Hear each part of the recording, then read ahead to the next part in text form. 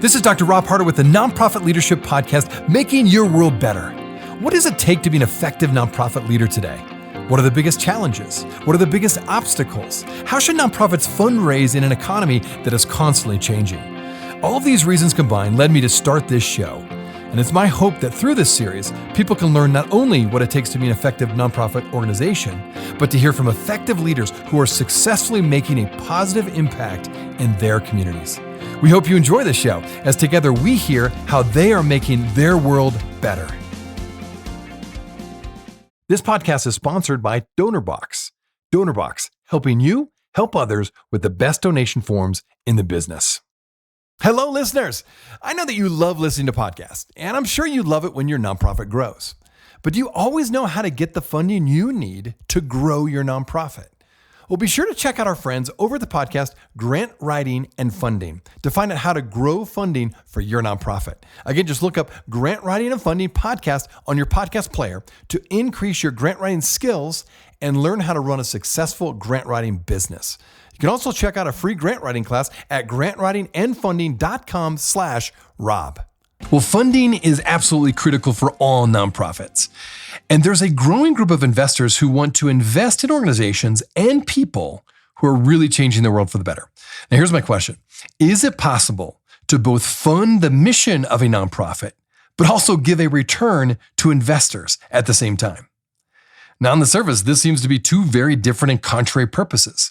However, there is one organization, a nonprofit no less, whose whole mission is to both fund causes that are making a social impact while at the same time provide a return on their donors' investment.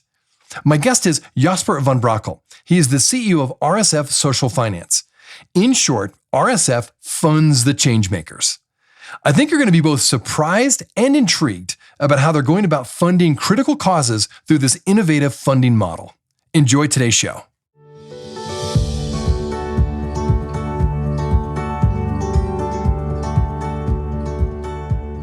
Well, Jasper, it is great to have you on the show today. Thank you, Rob. I'm delighted to be here with you today. Well, I am excited to really dive into this topic because, as I mentioned to you on the outset, we've had a lot of guests talk about this creative, I'd say, movement now in many circles of funding nonprofits or funding social enterprises. And what's great about the organization you're part of, they've been doing it for years. Like, you truly have been way ahead of the game in terms of investing in these social good or social enterprises. So I'm excited to get into it for my listeners. So with that, Jasper is the CEO of RSF Social Finance. And what I like about, you mentioned this to me, is that you're really about funding the changemakers. RSF has formed a growing community of motivated, values-driven investors, donors, and entrepreneurs in order to fund the changemakers, as I mentioned. Now, funding is something that is such a constant strain for nonprofit leaders, but it's also critically necessary for every nonprofit if they're going to survive. And I understand that RSF provides that funding for nonprofit organizations who are really seeking to change the world for the better. So for my audience, again, explain how RSF works and, again, your role and how long you've been there. So RSF Social Finance funds the changemakers, as you said. The way that we do that is by providing loans to for-profit and nonprofit social enterprises throughout the United States and Canada. And in addition to that, we also work with individuals on their individual giving strategies with donor-advised funds. So we are a donor-advised fund sponsor, and individuals can have an account with us and can channel their giving strategies through RSF. In addition, we also invest assets, invest money with an impact investing lens. And that rounds out that profile of what we call integrated capital. The idea that entrepreneurs and nonprofits alike, and we will get to the point of that distinction not being very useful in my opinion, but the for-profit and the nonprofit organizations that are really working towards a social and or environmental mission, they need values-aligned capital. They need the capital, the funding, to actually want the same thing as what they want rather than to have their own agenda. I understand that you've supported more than 2,000 social entrepreneurs since 1984. Again, this is an organization that's been going on for a long time. And you invested in these social enterprises that were both nonprofit and for-profit organizations. So talk about the pros and cons of the for-profit versus the nonprofit social enterprise structures. Has there been a difference? And if so, what are those differences? This is a really, really great question, and I thank you for asking it. Over the course of the last 37 years, RSF has worked with many organizations. About half of those 2,000 that you mentioned are for-profit enterprises, about half are not-for-profit. So it's really balanced. We are, by the way, a not-for-profit organization ourselves, and I personally spent a lot of my professional career in the for-profit world. So we're always with one foot in both worlds. Well, as I said in my previous comment, when talking about organizations that are actually trying to make the world a better place, the distinction between for-profit and nonprofit isn't very useful. It's a tax distinction, basically, right? It's an IRS distinction. If you ask me, for an organization that wants to be really successful in attracting consumers, customers, clients of the future, they need to be purpose-driven. They need to be mission-first anyway, whether they are a for-profit or a not-for-profit organization. And what we are seeing in our portfolio of social enterprises, and what we have seen over the past 37 years, is that there are organizations that choose a certain form when they begin, at their inception. Some actually change it as they're going and move from a not-for-profit to a for-profit or the other way around. And we have also seen organizations that are basically doing the same thing. For instance, in food systems and being an intermediary in food systems, of which some are for-profit and others are not for-profit. So the benefits of being a for-profit social enterprise, so I'm really zooming in on the change makers here, is that you have shareholders and you can raise equity. So to raise growth capital, that's a huge advantage if as an organization you are in need of that type of capital, because a loan or a grant may either be difficult to get or just not the right fit. So that's an advantage. There's also a huge disadvantage of being a for-profit organization. Why? Because you have shareholders, right? So, and those shareholders are, and that's embedded in the law, ultimately the ones that have the ultimate say. Unless you're a public benefit corporation, they're actually the only ones who have significant governance rights. That is one of the reasons why RSF has been very supportive of and also very much involved in the alternative ownership movement in the United States and actually globally, where we are working actively with social enterprises and not-for-profits that are trying to support this emerging field in supporting new structures and new ways for-profit businesses to separate the governance rights from the economic rights, so that a shareholder does get a dividend and does have some economic benefit of having put money in, but they're not the only ones holding all the governance. And this is basically a way to make sure that the company is being owned by itself. So the steering wheel is in the hands of all the stakeholders and of the company itself, even though there are shareholders and they're part of the conversation, just not the only ones. For nonprofit, so as a nonprofit, and there is an example in the RSF portfolio called What Time. They're an energy tech company that, well, technically they're not a company because they're a not-for-profit. So a big drawback for them as they were growing was their inability to raise growth capital. Because they're a not-for-profit, they can't raise equity. They needed an equity type capital infusion and they weren't able to raise it. So we actually worked with them on a revenue share note so that we were able to provide them with a loan, but that is structured in a different way so that it almost behaves like equity and can really support them in growth. Now, a huge advantage, of course, of a not-for-profit is that you can raise gift money. You can raise donations. It's also the hardest money to raise many times, but it's a huge advantage that a for-profit organization does not have. In terms of the experience that we have at RSF with our social enterprises, again, half of which are for-profit and half of which are not for-profit, is really around what is your revenue model. So if the revenue model is primarily centering around earned revenue, then a for-profit public benefit corporation or a steward ownership or mission first type of structure might be a good fit. If it's really more of a charitable organization that primarily depends on gift income as the primary source of revenue, obviously a for-profit structure makes less sense. But there are clearly pros and cons to both forms. What I do want to say, and this was something that I picked up on the conversation that you had several weeks ago with Matthew, was as a nonprofit, a nonprofit is a business too, right? The fact that our goal is not to make profit doesn't mean that we don't need to make money, right? You bring really a lot of interesting things that I want to kind of follow up back on.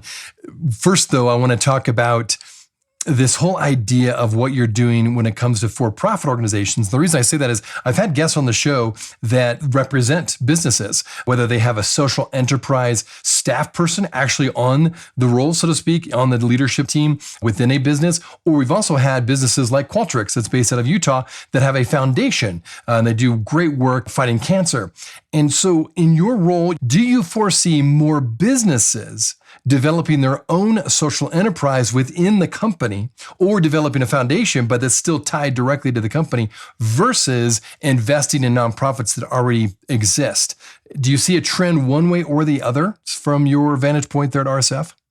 I see a convergence of the two. So two great examples, or probably three great examples, are Patagonia, Unilever, and Danone. And with varying degrees of success, which I won't go into right now, corporations, especially those that are focused on consumers, realize that consumers want to work or want to buy from companies and from brands and organizations that align with their values. And every single study says that millennials, as the largest group in terms of purchasing power, are really basing a lot of their purchasing decisions on their perception of the values orientation and the mission of the brands and the companies that they buy from. So there's a movement from the larger typical for-profit companies towards being much more focused on a purpose that's bigger than making money, because if that is their sole purpose, their brands will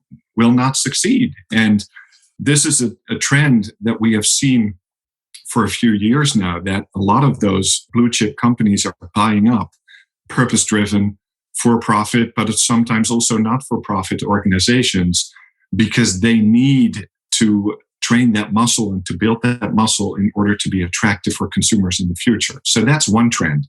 The other trend is that a lot of the for-profit businesses that had established foundations, either for tax reasons or for PR reasons, or some that really believed in the work that those foundations do, are asking themselves to what extent that nonprofit work should actually inform the core business in the for-profit and vice versa, and whether it's really useful to have a separation there.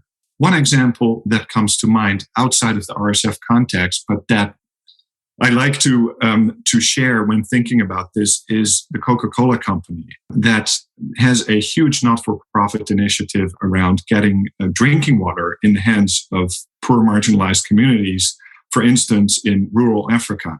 Now, that not-for-profit work is great. Don't get me wrong. I am not judgmental about it.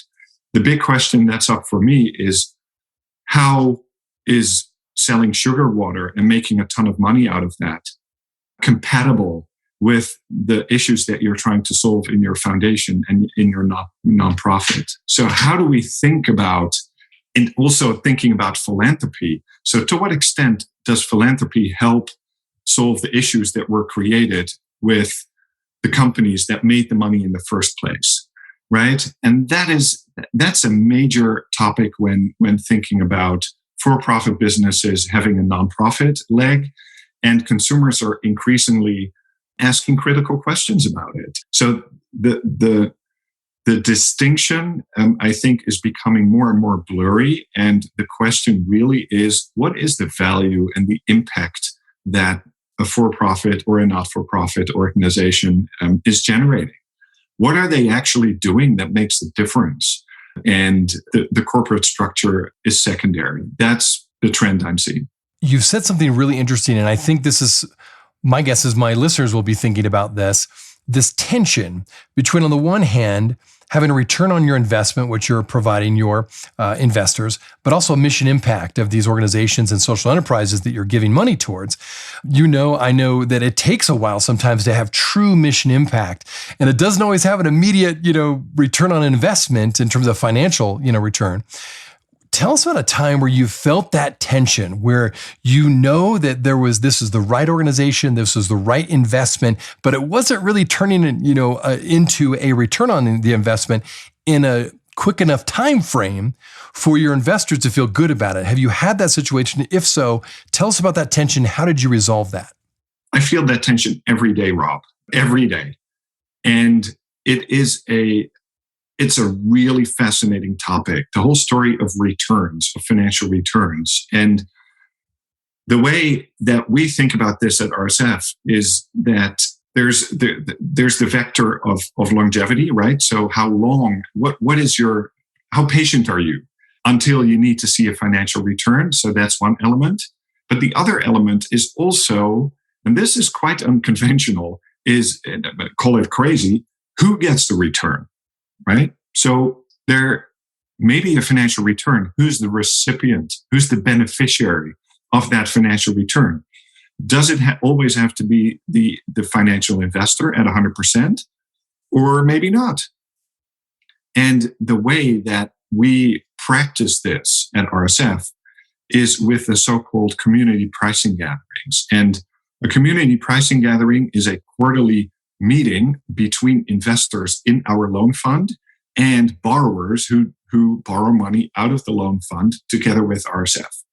And rather than setting the rate of return for the investors and the interest rate that the borrowers pay, have that determined by the market, we have it determined by the community. So we do not anchor those rates with LIBOR or some market rate that we get out of the Wall Street Journal.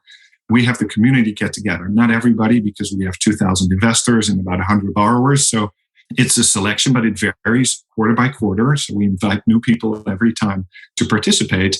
And then we have a conversation about the reality on the ground of a decision to either increase or decrease the return. And it's fascinating, Rob. It's really fascinating. I've done this 3+ years now. Every quarter, I'm sitting in those community pricing gatherings, and as investors usually come to the table with the idea, how could I leave this meeting with a higher return for myself? Borrowers usually come to a meeting like that with an agenda of how can I leave this meeting paying less on my loan, right? And how are we going to do this negotiation? What happens in those meetings is, because people hear each other's reality, they start asking. So an investor will ask a borrower, well, gosh, if you need to make really tough decisions, if you need to pay more on your loan, then maybe I can forego that one Starbucks cappuccino a week that represents, an increase in the rate. Like, I couldn't care less. And an investor, conversely, might say, well, borrower, are you guys okay? Are you getting out of this what you need? So this becomes a relationship-driven way of looking at returns and a needs-based way of looking at returns. Many of your listeners might think, Jasper, that sounds really romantic, and it's a really nice, crazy idea. It'll never work. It has worked for 12 years, and it has helped us through 2 major economic crises. Also, because we were not exposed to only the market forces. We don't work in a vacuum, so the market forces are real. But it's really different to have a community of investors and a community of borrowers really understand what the impact is on each other of a change in the rate. We'll be right back. Are you looking for an easy and effective way to boost your nonprofit's donations? Look no further than DonorBox, the online fundraising platform that streamlines your fundraising efforts, maximizes donations, and simplifies giving for your supporters. With DonorBox, you can create beautiful donation forms, accept digital wallet payments, track donations, and send auto receipts. And the best part? There are no setup or monthly fees and no long-term contracts required. So what are you waiting for? Visit donorbox.org today to get started. That is www.donorbox.org. Do you want a clear step-by-step system to write grants so that your nonprofit secures funding in a stress-free manner? Well, check out the free grant writing class, How to Write Winning Grants in 7 Proven Steps.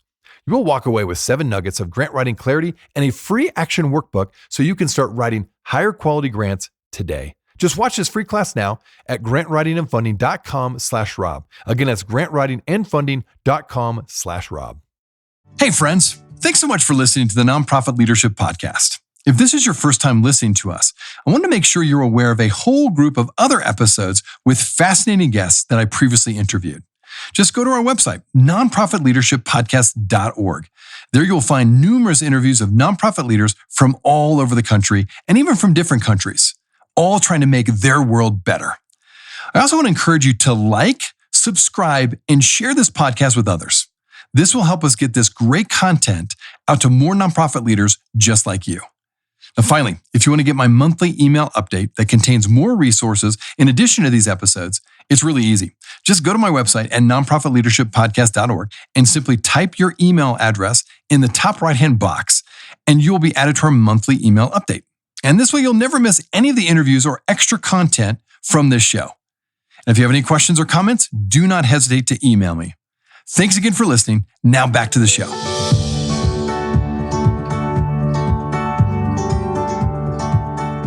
Well, I love your thoughts on that. I love the fact you're bringing the community together, both investor and the receiver on the other end, for figuring out how to structure these investments. So that's fantastic. And I don't think there's that many groups that I'm aware of that are doing that. So way to go for you to send a great message of this is the way to do it, where it's a win-win on both sides.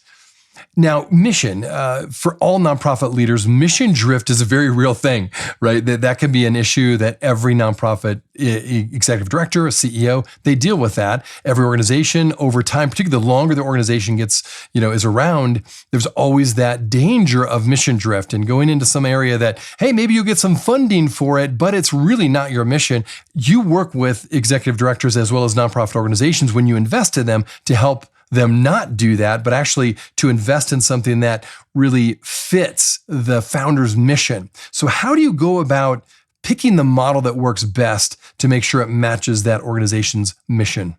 Mission drift is a huge issue. And the best definition I know of leadership is from the creative center of leadership and is direction, alignment, commitment, right? Making sure that you have clarity around the direction, which is the mission, and then aligning everybody in the resources and making sure that everyone's committed. So talking about direction, the mission, and how it could drift, it is in particular a huge risk for not-for-profit organizations because, as you said, you may receive a check to do something that helps pay the bills. It's just not exactly what you want to be doing. The way that we work with our portfolio organizations and the borrowers out of the social investment fund is that we do a regular check-in, not only on the financial health of the organizations, but also on mission, on values, and making sure, and on impact, obviously, making sure that we have a conversation about it. And we have asked borrowers to leave because of mission drift. So that's where the rubber meets the road, right? So you can have a conversation about it, but if in the end it just doesn't line up with the intention of our investors in the fund and of RSF's and RSF's promoted mission, then if we see mission drift in our portfolio companies, we will ask them to refinance. And we do that. In terms of advice to nonprofit leaders about how to prevent mission drift, what I have seen both in for-profit and nonprofit organizations is those that really get into trouble and can't pay the bills anymore and are on the verge of not making it.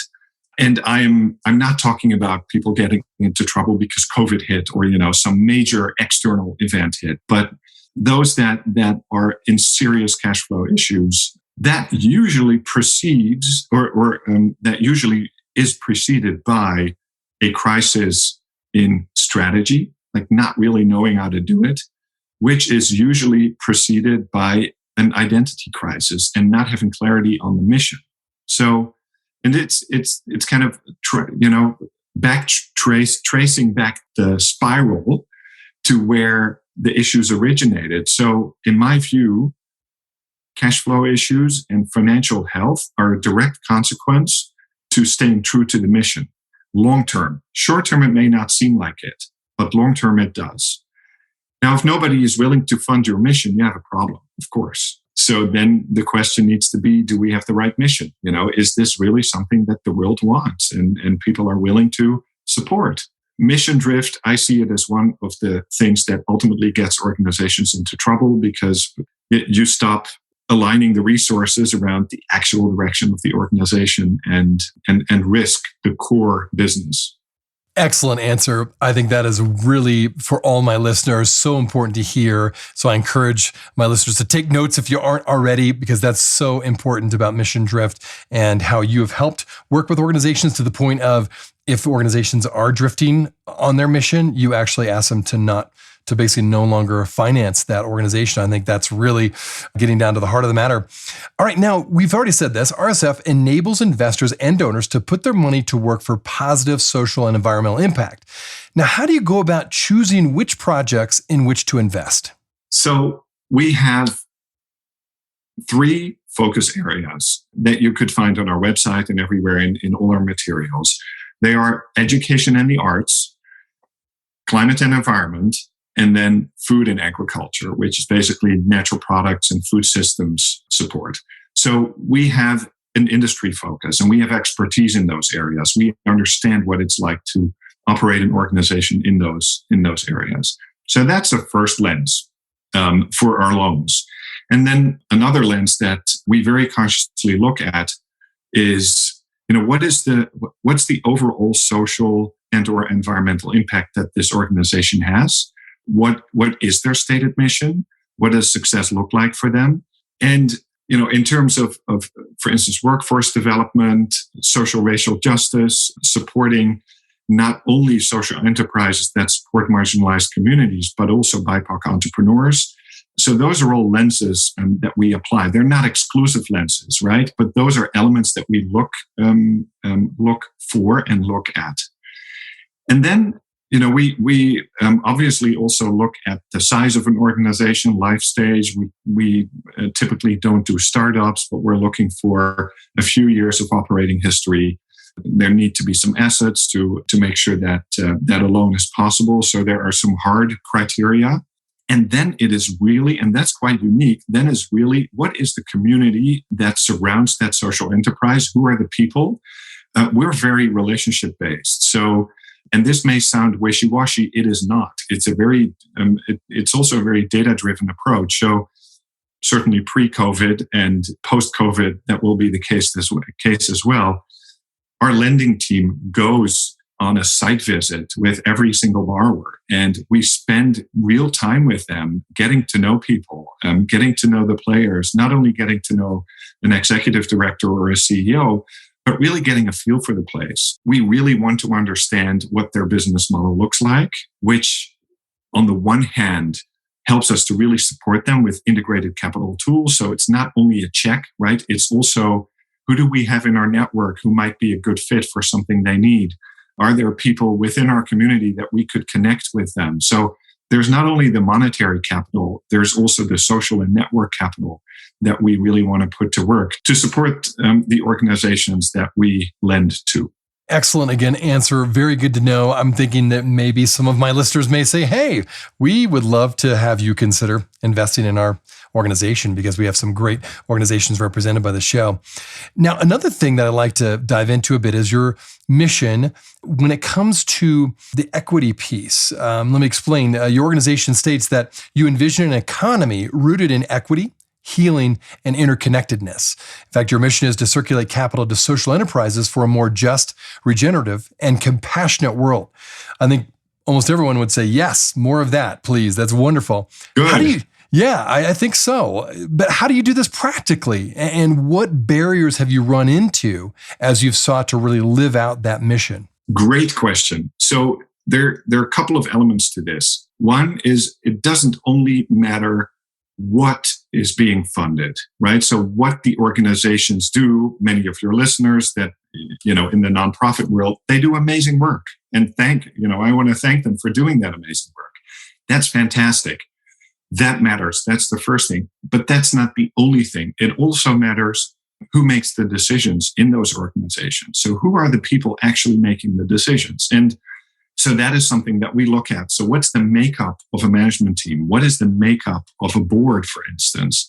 There's a huge justice, equity, diversity, and inclusion element to that. So for us, we are definitely not preaching, but want to be on a consciousness journey with everybody else around this topic. And as you can see, Rob, RSF is a white-led organization, right? So as a white male, I also want to just acknowledge that it's important to ask the question, like, what are things that I may not be seeing or that we may not be seeing that people with a different lived experience will see and will note. So we really apply that also in looking at our borrowers and looking at the organizations that we help fund. So it's not only the what, it's also who, right? Who are the people who are making the decisions, and then also how are decisions being made? The way that we set our pricing is one example. So how can we have a relationship-driven approach to this and a collaborative approach to how decisions are being made? And also in the philanthropic work that RSF does. So I mentioned that we have donor-advised funds as well and administer the donor-advised fund accounts of about 300 individuals and organizations. We are in active conversation with them about how are philanthropic decisions being made and what kind of strings attached, come attached with a grant. Is it a transactional way of doing philanthropy, or is it really a free gift? And we're a huge proponent for operating support with no strings attached and no reporting, right? Just share with us what you were able to do. That is one way also in which we try to promote equity and a different way of working with money. Look, money and power have always been connected, they've always been so connected, and we are trying to decipher that fraught relationship between power and money. Well, this has been a fascinating conversation. Jasper, thank you so much. I have a feeling that my listeners will want to find out a little bit more about you and RSF. So how could they do that? What's the best way to connect with you on social media, perhaps, or just online with you personally and or your organization? I would love to hear from your listeners. So my email is on the website, and people can just go to rsfsocialfinance.org and go to the About section, and then under Team, there's my email address, my phone number. I would love it if your listeners would consider RSF as one of the possible organizations if they need a loan or if they have a loan and they want to refinance it. It's one thing to have a loan from a bank, from a friendly banker, and by all means, we totally respect that. It's another thing to have a loan from an organization that's really values aligned and that's aligned with the mission that you work for every day. Thanks again for taking time to be on the show today. Thank you so much, Rob. I so appreciate your show. Thank you.